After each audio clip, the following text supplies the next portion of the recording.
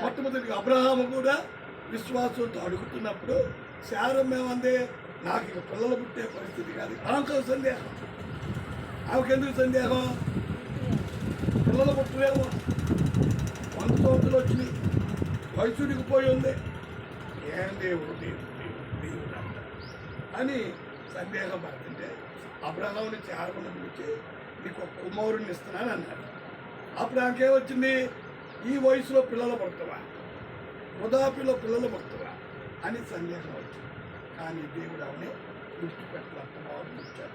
అది సందేహం లేకుండా అడగ. ఏం చేయాలి? సందేహం లేకుండా. కనుక ఆ యాకోబు సందేహం లేకుండా ఆమె దగ్గర కొలువు చేశాడు. ఆమె అనుకున్నది పొందుకొని వచ్చేదాకా నిలబడ్డాడు. అబ్రహాము దేవునితో ఉన్నాడు. సందేహంతో అడిగినా తప్పించుకొని నిలబడి మేలు పొందుకున్నాడు అబ్రహాము. కారణం సందేహం. మరలా ఏం చేసింది? ఆఖరు ఏం చేసింది?